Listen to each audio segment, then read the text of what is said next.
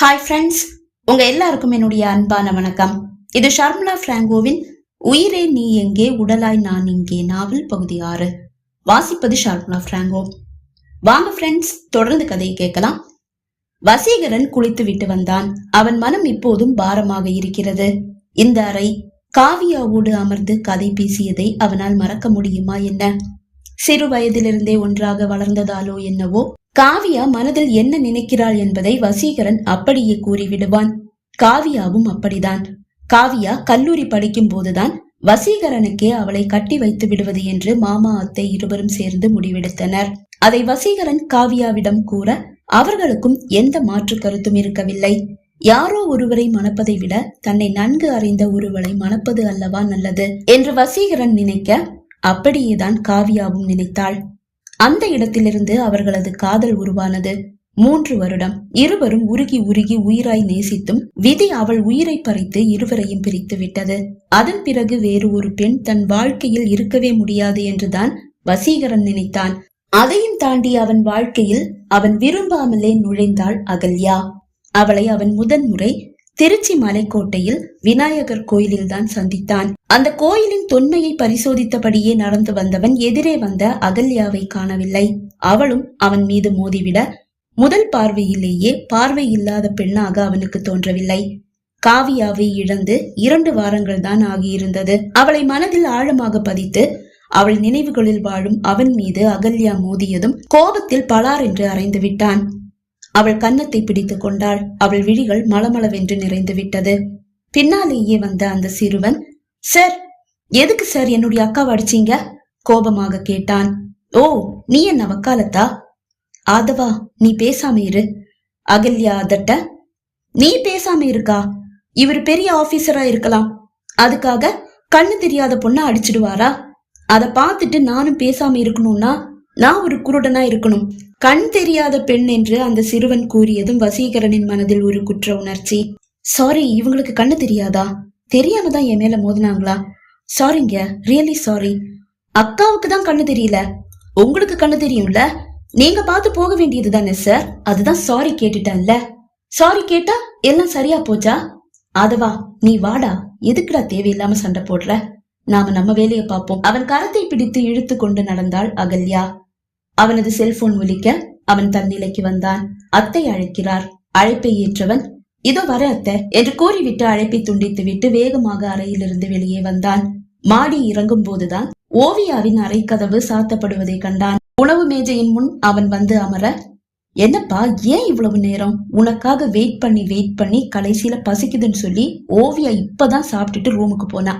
குழந்தைக்கு பால் குடுக்கறா இல்லையா, நல்லா பசிக்கும். அது மட்டும் இல்ல, குட்டி பையன் இப்பதான் தூங்குறான். இப்ப ஒரு 2 மணி நேரம் நல்லா தூங்குவான். அந்த நேரம் அவளும் தூங்குனாதான் உண்டு. அதுக்கப்புறமா எந்திரிச்சு உட்கார்ந்துட்டு விடிய விடிய முழிச்சுக்கிட்டு அவளை தூங்க விடாம பால் குடிச்சுட்டே இருப்பான். நான் தான் நீயும் போய் தூங்குமா, நாளைக்கு வசீகரன் கிட்ட பேசிக்கலாம்னு சொல்லி அவளை ரூமுக்கு அனுப்பினேன். நாளைக்கு காலையில நான் அவளை உனக்கு அறிமுகப்படுத்தி வைக்கிறேன். அறிமுகப்படுத்தாட்டி கூட பரவாயில்ல, மனதில் கூறிக்கொண்டான் வசீகரன். மாமா அத்தையோடு அமர்ந்து உணவை முடித்தவன் மாடிக்கு வந்து விட்டான். காவியா, அகல்யா என்று இருவரும் மாறி மாறி அவன் முன் வந்து நின்று அவனை வதைத்தனர். இப்போது காவியாவை விட அகல்யாதான் அவனை பாடாய்படுத்துகிறாள். எங்கே சென்றாள், என்ன ஆனாள் அவனுக்கு தெரியவில்லை. படுக்கையில் வீழ்ந்தவனின் சிந்தையில் வந்து மீண்டும் நிறைந்தாள் அகல்யா. அன்று முதன்முறை அவளை மலைக்கோட்டையில் பார்த்த பிறகு 5-6 முறை அதே மலைக்கோட்டையில் சிவபெருமான் கோயிலிலும் பிள்ளையார் கோயிலிலும் பார்த்திருக்கிறான். அன்று விடுமுறை. அவன் தங்கியிருந்த வீட்டிற்குள் ஓடி வந்தான் ஆதவன். வேர்த்து குளித்திருப்பவனின் விழிகளில் இருந்து கண்ணீர் மளமளவென்று கொட்டுகிறது. டேய், என்னடா ஆச்சு? ஏண்டா அழற? சார், என்னுடைய அக்காவை வந்து காப்பாத்துங்க சார். உன்னுடைய அக்காவா? அந்த கண்ணு தெரியாத பொண்ணா? ஆமா சார், அவ பேர் அகல்யா. பிளீஸ் சார், சீக்கிரமா என் கூட வாங்க சார், அவளை காப்பாத்துங்க சார். அவங்களுக்கு என்ன ஆச்சு சார்? எங்க அப்பா அம்மா அவங்க வாங்கின 10 லட்சம் கடனை அடைக்க முடியாம 65 வயசு கிழவனுக்கு என்னுடைய அக்காவை கட்டி வைக்க போறாங்க சார். பாவம் சார், அக்கா அவளுக்கு கண்ணும் தெரியாது, முன்னாடி நிக்கிறவன் யாரு என்னன்னு தெரியாது, அவ எதிர்த்து கூட பேச மாட்டேங்கிறா. நான் எவ்வளவோ சொல்லிட்டேன், இவன் கிழவன்கா, இவனை கல்யாணம் பண்ணிக்காத, சீக்கிரமா செத்துடுவான், அப்புறம் உன்னை யார் பாத்துப்பான்னு சொல்லி கேட்டேன். நீ மட்டும் சரின்னு சொன்னா நான் போலீஸ்ல போய் புகார் பண்றேன்னு சொல்லி சொன்னேன். ஆனா அக்கா கேட்கவே மாட்டேங்கிறா. என்னால அப்பா அம்மாவுக்கு எந்த உதவியும் செய்ய முடியல. அவங்க பட்ட கடன் இப்படியாவது அடையும்னா அடையட்டும். ஏதோ என்னாலான சின்ன உதவி அப்படின்னு சொல்றான் சார். எவ்வளவோ சொல்லிட்டேன், நீ ரொம்ப அழகா இருக்கக்கா, கொஞ்ச நாள் போனா யாராவது உன்னை விருப்பப்பட்டு கல்யாணம் பண்ணிப்பாங்க, இவனை கட்டிக்காதேன்னு சொல்லி சொன்னேன்.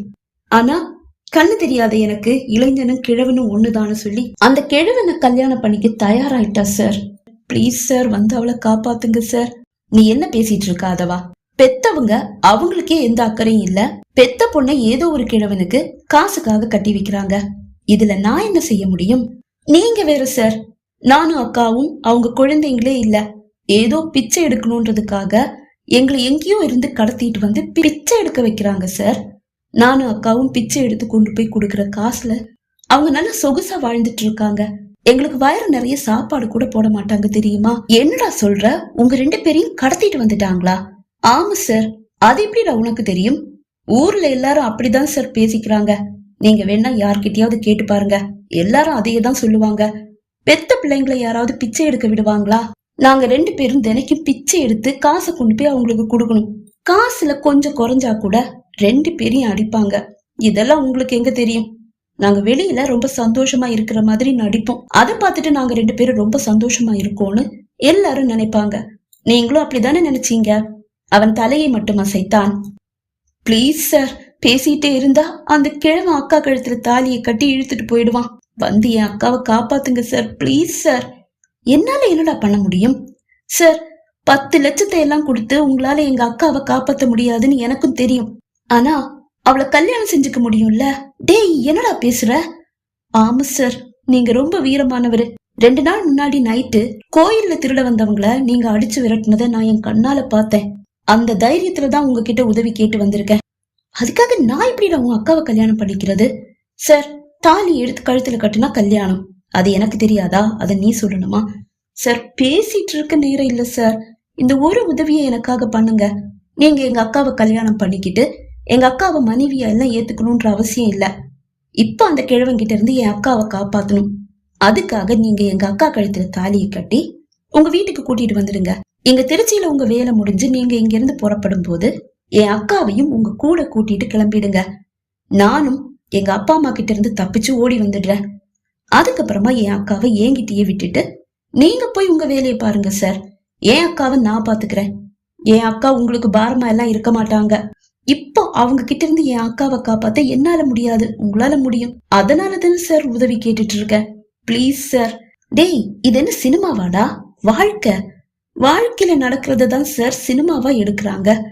பிளீஸ் சார், வாங்க சார். வசீகரன் ஆடாமல் அசையாமல் நிற்க அவன் கடைசியில் அவன் காலில் விழுந்தே விட்டான். பதறி போனவன் விலகி நின்றான். டேய், என்னடா இப்படி காலில் எல்லாம் விழுற? பிளீஸ் சார், உங்களதான் நம்பி இருக்கேன். சரி, இப்போ உங்க அக்கா எங்க? முருகன் கோயில்ல சார். எங்க வீட்டு பக்கத்துல இருக்கிற முருகன் கோயில்ல தாலி கட்டி அவளை அந்த கிழவன் அவனுடைய வீட்டுக்கு கூட்டிட்டு போயிடுவான் சார். வாங்க சார், சீக்கிரம் போலாம். சரி இரு, நான் வரேன். ஆதவனோடு முருகன் கோயிலுக்கு விரைந்தான் வசீகரன். முருகன் கோயில் வாசலை அடையும் போது வாசலில் ஒரு விலை உயர்ந்த கார் கிடக்கிறது. ஆதவனோடு கோயிலுக்குள் வந்தான் வசீகரன். கோயிலுக்குள் ஒரு 30 பேருக்கு மேல் இருக்கவில்லை. தாமரை நிற பட்டு சேலையில் அழகு தேவதையாக நிற்கும் அகல்யாவின் முகத்தில் எந்த உணர்ச்சியும் இல்லை.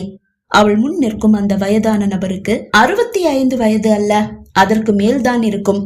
கோயில் என்றும் பாராமல் அகல்யாவை ஆசையாய் பார்க்கும் அந்த நபரின் விழிகள் அவள் கழுத்துக்கு கீழே இருக்கிறது.